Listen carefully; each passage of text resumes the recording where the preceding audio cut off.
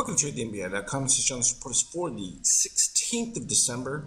Well, everyone was waiting for the Fed action, and like we talked about here, we had 46.13 as that pivot point, and you can see magenta pivoting up. Didn't happen until a little bit later, once it was pretty much decided that the Fed, despite all the talk, wasn't going to do anything about inflation, leaving things pretty much as they are, but saying that in the future they'll get to it. So market ripped on that news because it just means tons of liquidity without any repercussion.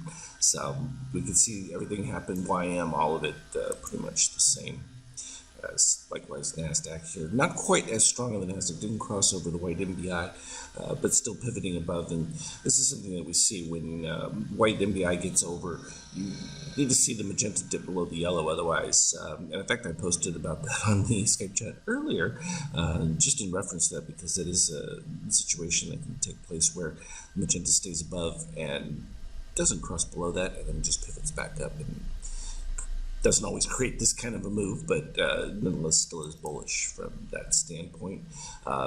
Gold is starting its dip, but then realizing, well, they're not going to do anything, so that opens the doorway for a nice hedge, which is where money's going to move if there's market risk based on economic growth.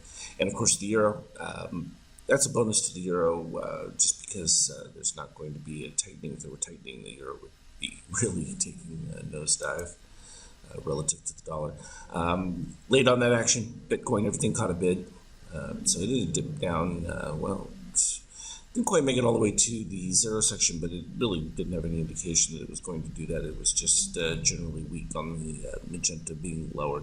But once it crossed above, which happened actually even before the green, crossing like to that 47, and once it broke the 48, it was clear to make a run. Ethereum, same situation, back and forth. Put in some nice sell signals, kind of evened out, but early on, right about here, just as we got the late magenta, there was, even though with the white MBI leading, magenta staying above, and pretty much held that a brief moment right there, but once that rejection, and we still had cyan under red throughout most of it, and it just took off from there. Pretty easy to see from a 50K standpoint. Once things leveled out from there, buy signals came in pretty early, and that was the magenta crossing above, and it just continued. Even though white led that, again, no dip of magenta at all below yellow, so it just puts that on hold. Few positive extremes worth noting right there. So right at the breakout move, and that'll be the first retest levels that take place right around 46.50. It'll be interesting with OPEX coming. It's a big expiration, and a lot of the action. Again, this is like almost the fourth week in a row. The 4,700 has been like the target number. So people are at the money for the broader selection of things, and that just creates a lot of opportunities for the dealers to flip back and forth for gamma and exposure and all the other technicals that they get into. But intraday, pretty much flat going across the way, a nice little sell that brought things back down. Things evened up, but then additional sell signals came in, and then you can see the shakeout started to improve, steadily going through there.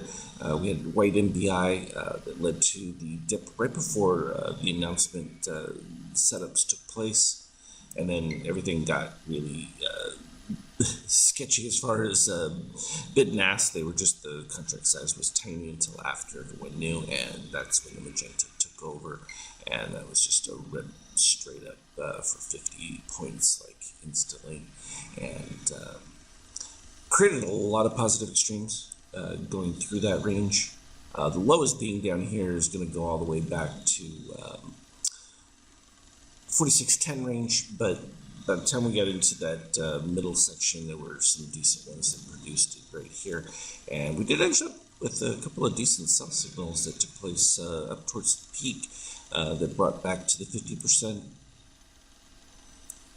and then things just evened out from there, and then boom, another set of buys came through, and then that's when the algorithms really triggered strong after it stayed pretty green, and so you get a secondary cross of the magenta going in right there, and that's when it was Boom City, and it was quite a pretty good run. You had a brief sell setup there that took back just a couple of those positive extremes, but the major part of it going all the way down to the 67. So it's a pretty broad range of action that can play in between.